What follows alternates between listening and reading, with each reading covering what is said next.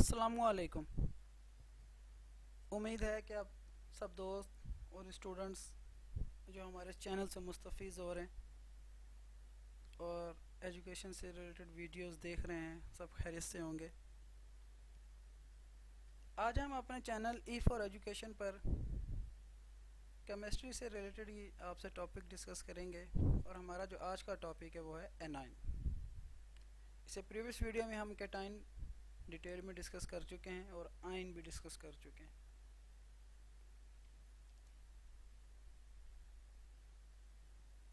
तो A9 start करने से पहले just a little bit introduction कि एनाइन बेसिकली बनता कैसे है। एनाइन एक्चुअली जो है वो गेन ऑफ इलेक्ट्रॉन्स जब होते हैं तो एनाइन जो है वो वजूद में आ जाता है। एनाइन एक्चुअली जो है उसके पास चार्ज नेगेटिव होती है। तो अब हम डेफिनेशन की तरफ चलते हैं, ज़रा डिटेल में देखते हैं। आयन के दो टाइप्स हैं, A9 and cation, and you know cation is already discussed in previous videos, so today we will only focus on anion. So what is anion? During chemical process, when a neutral atom gains one or more electrons and due to this action it acquires negative charge which is known as anion. Actually होता है क्या है, chemical process जब होता है तो neutral atom जो है जब वो इलेक्ट्रॉन गेन करता है एक या एक से ज़्यादा, तो क्या होता है इस दौरान उसके ऊपर नेगेटिव चार्ज क्रिएट हो जाती है और उसी का हम एनाइन कहते हैं। तो अब इस डेफिनेशन में दो चीज़ें हैं कि जो एक एनाइन है वो इलेक्ट्रॉन गेन कैसे करता है और क्यों करता है, और दूसरा उसके ऊपर नेगेटिव चार्ज किस तरह से बनती है। इसको डिटेल में डिस्कस करेंगे ताकि स्टूडेंट्स को बिल्कुल कॉन्सेप्चुअली क्लियर हो जाए। So let's take an example of chlorine. Usually anions are non-metals and they always gain electrons. Why they gain electrons? In order to achieve the stability. So chlorine जो है वो हमारा non-metal है, एक तो दूसरा ही हमारा ग्रुप 7 से belong करता है।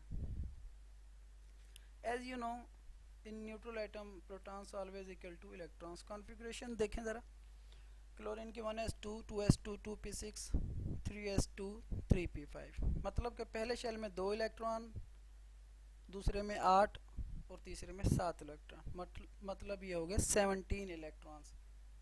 तो ये हमारा 17 इसका एटॉमिक नंबर है।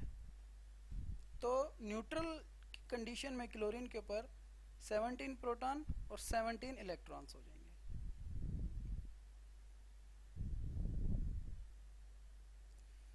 कॉन्फ़िगरेशन आपके सामने क्लियर है, 287 की है, तो 17 प्रोटॉन्स और इलेक्ट्रॉन्स इन न्यूट्रल कंडीशन। अब proton 17 plus means the charge on protons, and now 18 minus. Actually क्या है कि क्लोरीन के आखिरी शेल में 7 इलेक्ट्रॉन है और 7 इलेक्ट्रॉन जो हैं वो स्टेबिलिटी अचीव करने के लिए काफ़ी नहीं है। और स्टेबिलिटी के लिए हमारे पास दो कंडीशंस हैं, whether octet should be completed और डुप्लेट। तो ऑक्टेट पूरा होने के लिए इसको एक इलेक्ट्रॉन चाहिए। So we know chlorine is non metal and it will gain the electron. तो उसने जो एक इलेक्ट्रॉन गेन किया तो 17 इलेक्ट्रॉन से हो गया अब 18 electron.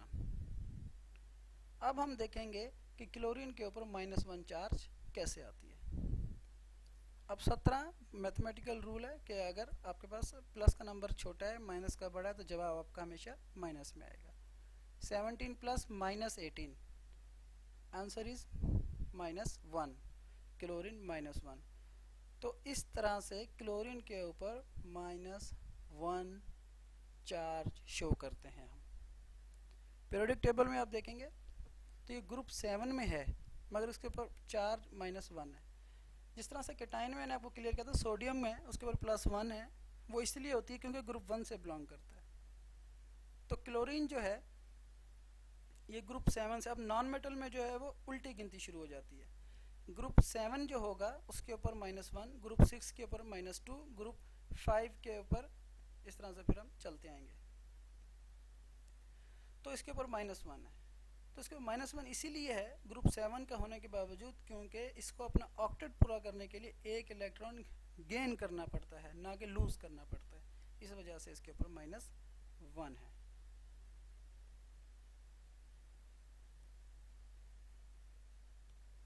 Size of anion is greater than parent atom. Why? कि साइज एनाइन की जो है वो हमेशा पेरेंट एटम से ज़्यादा की होती है और कैटाइन की कम होती है, वो हमने पढ़ा है। So anion is greater in size as compared to its parent atom, because when electron is gained from the shell of anion, then one shell is increased or atom is increased in the shell. That's why anion is always greater than its parent atom.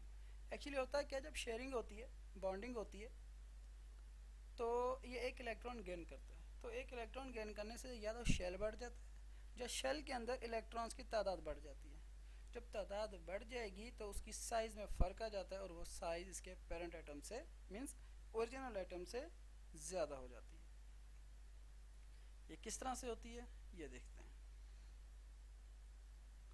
So chlorine again 287, sharing से पहले है ये, 288 sharing के बाद, क्योंकि इसका octet complete हो गया। अब हमें पता है कि पहले शेल में 2 इलेक्ट्रॉन, दूसरे में 8 और तीसरे में 7 इलेक्ट्रॉन।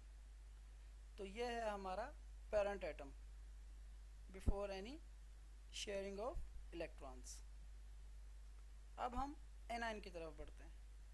एनाइन का हमें क्या है कि पहले शेल में 2 होंगे, दूसरे में 8 और तीसरे में, अब ये 7-7 बराबर हो गए, ये होगी neutral condition.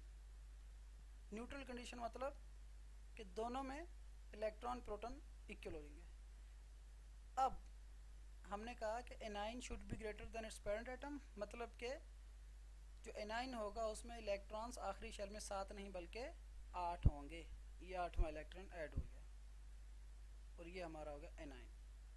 So this is how A9 is always greater than it's parent atom because of the completion of octet, and now it is also stable.